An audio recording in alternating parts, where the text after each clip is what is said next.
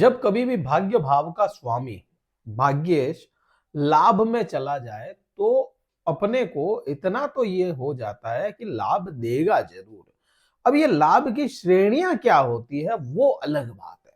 किसी को जैसे अपन कहते हैं ना कि लक्ष्मी लक्ष्मी भी अलग अलग तरह की है। विजय लक्ष्मी है, वीर लक्ष्मी है, धन लक्ष्मी है, धान्य लक्ष्मी है, ऐश्वर्य लक्ष्मी है, भोग लक्ष्मी है।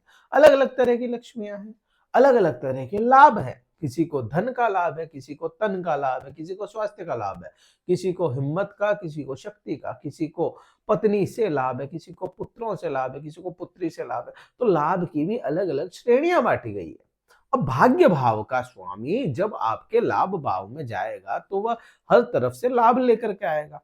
कर्क राशि के लिए अगर बात करें, क्यों बृहस्पति की बात फिर से करनी पड़ रही है, क्योंकि अभी कुछ दिन पहले ही तो बृहस्पति अपनी वक्र अवस्था को प्राप्त हुए थे, वक्री हुए थे कुछ ही दिन पहले। अभी के समय में इसलिए यह बात महत्वपूर्ण हो जाती है कि वक्र अवस्था में ही बृहस्पति अपने नक्षत्र को परिवर्तन कर रहे हैं। वक्र अवस्था में उल्टे चलते हुए वह नक्षत्र भी उल्टे को ही चले जाएंगे। बात यहाँ पे बृहस्पति की ही होगी। अब क्यों आपको अच्छे प्रभाव दे सकते हैं वो समझ ले थोड़ा सा। बृहस्पति ग्रह मृगशिरा नक्षत्र से, देखिए मृगशिरा नक्षत्र से निकल करके रोहिणी में जा रहे हैं। अब रोहिणी नक्षत्र जो है वह मृगशिरा से एक हाउस पहले का है, मीन्स पहले रोहिणी आता है फिर मृगशिरा आता है। अब रोहिणी नक्षत्र में पहले थे, मृगशिरा में आए, वक्र अवस्था को प्राप्त किया, फिर से रोहिणी में जा रहे हैं। अब परिवर्तन क्या है वो समझो, क्योंकि रोहिणी में तो पहले भी तो थे ना। रोहिणी में तो बहुत अच्छा हुआ क्या? नहीं हुआ होगा। क्यों नहीं हुआ होगा? क्योंकि शनिदेव की वजह से। यहाँ पे आप उस चीज को बहुत अच्छे से समझ लेना कि शनिदेव की ढैया आप लोगों को चल रही है। अब ढैया के प्रभाव कम होते हुए नजर आ रहे हैं। कई लोगों को ढैया के प्रभाव अब कम होते हुए नजर आ रहे हैं, क्योंकि आने वाले 4-4.5 महीने में शनिदेव परिवर्तन हो रहे हैं, अपनी राशि को बदल रहे हैं, अष्टम भाव से निकल जाएंगे। अब अष्टम भाव से निकल जाएंगे, और शनि का तो एक सिद्धांत भी तो रहा है ना कि 2.5 साल में से 2 साल तो पूरे ही परेशान करते हैं, अंतिम के 6 महीने यह उस चीजों में रिलीफ दे देते हैं जहां पे परेशानियां थी। एक तो ये, दूसरा वक्र अवस्था में जब भी बृहस्पति ग्रह होंगे अटके हुए काम निकालेंगे, क्योंकि योग अवस्था में चले गए, यौगिक हो गए ये, तो योग अवस्था में हो करके अपने आप को हील कर रहे हैं। अब अगर खुद हील हो रहे हैं तो आपको भी हील करेंगे। एक तो ये, प्लस रोहिणी नक्षत्र को अगर अपन अच्छे से देखेंगे तो रोहिणी नक्षत्र क्या है? रोहिणी नक्षत्र जो है वह चंद्रमा का ही नक्षत्र है। मीन्स आप ही के राशि स्वामी के नक्षत्र में बृहस्पति होंगे तो आपको बुरा रिजल्ट तो आना ही नहीं है। दूसरा, योगिक अवस्था में होने की वजह से, खुद को हील करने की वजह से ये आपको या आपके 11वें भाव लाभ भाव को भी हील करेंगे, जहां जहां देखेंगे वहां पे भी हील करेंगे। अब रोहिणी नक्षत्र क्या है? रोहिणी नक्षत्र सुंदर है, चंचल है, और ऐश्वर्य है, भोग है, विलास है, प्रजनन क्षमताएं हैं, हर तरह से रोहिणी नक्षत्र बड़ा अच्छा नक्षत्र है। भगवान श्री कृष्ण खुद रोहिणी नक्षत्र को रूल करते थे। मीन्स कहे कि भगवान श्री कृष्ण का जन्म रोहिणी नक्षत्र का माना गया है। तो आप समझे रोहिणी नक्षत्र कितना प्रबल होगा। बहुत प्रबल नक्षत्र है, और हर कोई ग्रह रोहिणी नक्षत्र में आकर के अच्छे प्रभाव देने की कोशिश करता है। तो आप इस चीज को समझ सकते हैं। चंद्रमा की 27 पत्नियां जो 27 नक्षत्रों के रूप में मानी गई है। अब 27 नक्षत्रों में सबसे अति प्रिय नक्षत्र कोई है तो वह रोहिणी ही है, चंद्रमा का, मीन्स आपके राशि स्वामी का। तो यहाँ पे बृहस्पति आपको अच्छे रिजल्ट देते हुए नजर आते हैं। क्या रिजल्ट होंगे वो समझो। तो यहाँ पे हर प्रकार का लाभ आपको दिलाता है, हर प्रकार के लाभ की श्रेणी आपसे जुड़ेगी, या हर श्रेणी का लाभ आपको यहाँ पे बृहस्पति दिलाता हुआ नजर आता है, क्योंकि बृहस्पति विस्तार है, बृहस्पति बढ़ोतरियां है, संतान का भी लाभ दिलाता है, वो भी आगे बताऊंगा मैं कैसे। तो यहाँ पे ये चीज अपने को होती है। मान सम्मान क्योंकि अगर आपके पास में लाभ आ रहा है, चाहे आप मेरी बात को समझना, अब कोई है जो अच्छी पोजीशन पे है, अच्छा सब कुछ अपना कर रहा है, अच्छा लाभ कमा रहा है, अच्छा लाभ मिल रहा है, अब वो चाहे आपको दे ना दे कुछ अपने हिस्से का, लेकिन आपके मन में, आपके दिमाग में उसके प्रति सम्मान की भावना तो रहेगी। तो यहाँ पे कह सकते हैं कि लाभ अगर आपके हाथ में हो, आपको लाभ निरंतर मिलता जाए तो सम्मान भी मिलता है, क्योंकि पैसों का, लाभ का ही सम्मान है। इंसान के सम्मान कम हो गए आज के समय में, तो यहाँ पे सम्मान की स्थितियां भी आपको दिखाता हुआ नजर आता है ये यहाँ से बृहस्पति। अब यहीं से आगे बढ़े, जैसा कि दृष्टियां मैंने आपको बात कही, दृष्टियों में देखेंगे तो 11वें भाव से आपके पराक्रम भाव को बृहस्पति देख रहे हैं अपनी दृष्टियों से। तो यहां पर ही केतु अभी के समय में विराजमान है। अब क्योंकि केतु ने भी अपने नक्षत्र को बदल दिया, केतु के पास में भी अथॉरिटी है सूर्य की, सूर्य का तेज है केतु के पास में, बृहस्पति की दृष्टि यहाँ पे आई, मतलब केतु के पास में भी ज्ञान है यहाँ पे। तो यहाँ पे अपन ये चीज कह सकते हैं, आपके डिसीजन बड़े अच्छे यह बृहस्पति और ये केतु करवाते हुए नजर आएंगे। मीन्स आपके लिए यह समय डिसीजन किसी प्रकार का लेते हैं लंबे समय के लिए, आने वाले समय के लिए, तो अच्छा होगा। यहाँ पे अपन नहीं कहते कि भाई समय पे लिया गया फैसला आपके जीवन को बदल देता है, तो यहाँ पे यह चीज बनती है। सोशल लाइफ आपकी अच्छी करवाएगा।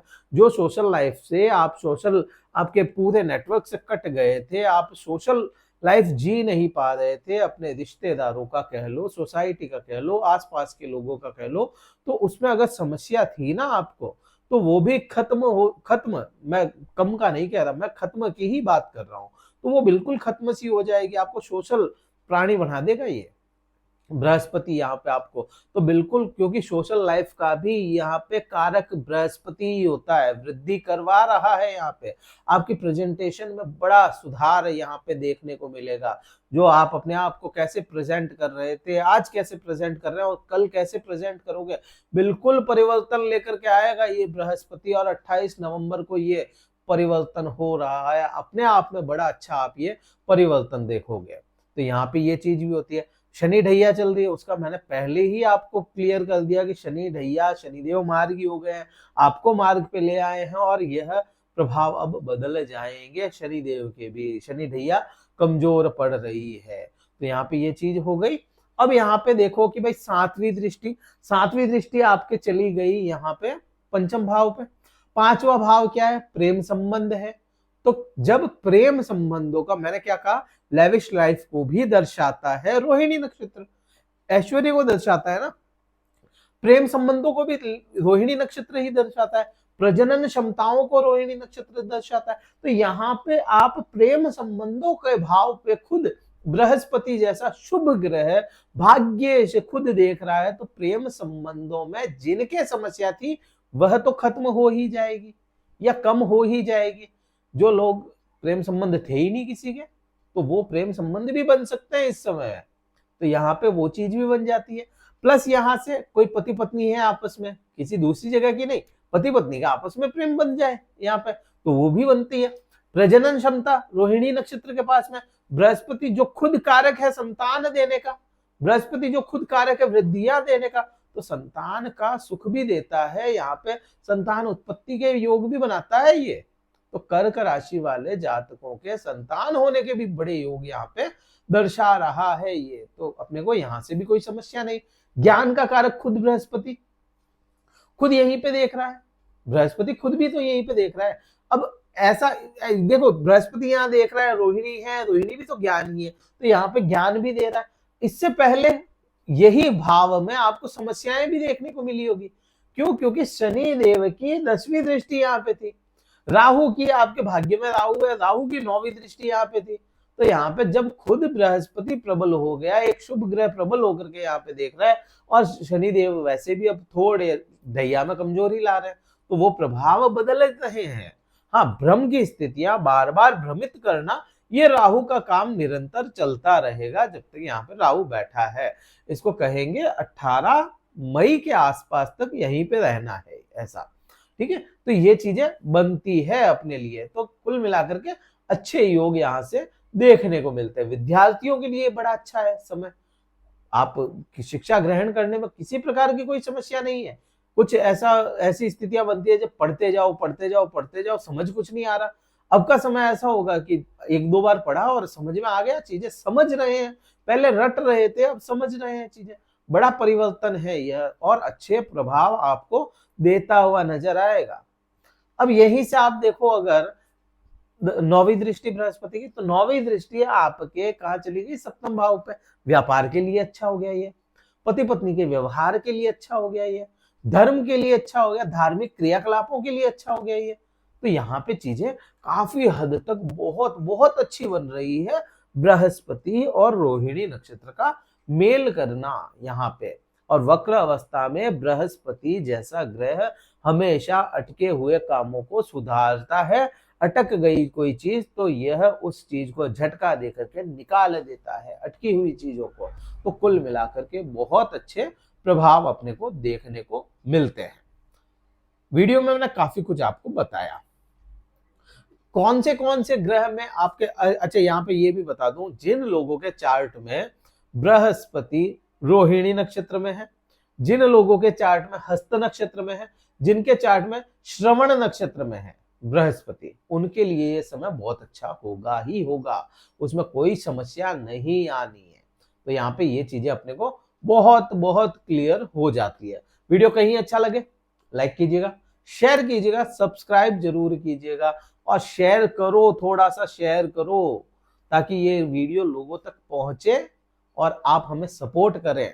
आप हमें सपोर्ट ऐसे ही कर पाएंगे।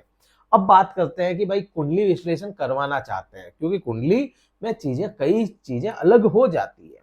अगर आप कुंडली विश्लेषण करवाना चाहते हैं हमसे, आप किसी और से करवा सकते हैं, करवाइए, बेशक करवाइए, और करवा के अपने बारे में जाने तो सही। अगर हमसे ही करवाना चाहते हैं, कोई नहीं मिलता है, हमसे करवाएं, तो डिस्क्रिप्शन में कार्यालय का नंबर है, केवल व्हाट्सएप मैसेज करें, पहले व्हाट्सएप मैसेज कर लें, शुल्क पता कर लें, क्योंकि एक निर्धारित शुल्क है वो पता कर लें, स्लॉट बुक करवा लें, फिर मैं आपसे बात कर पाऊंगा। इस वीडियो में तो इतना ही था। जय हिंद, वंदे मातरम, भारत माता की जय।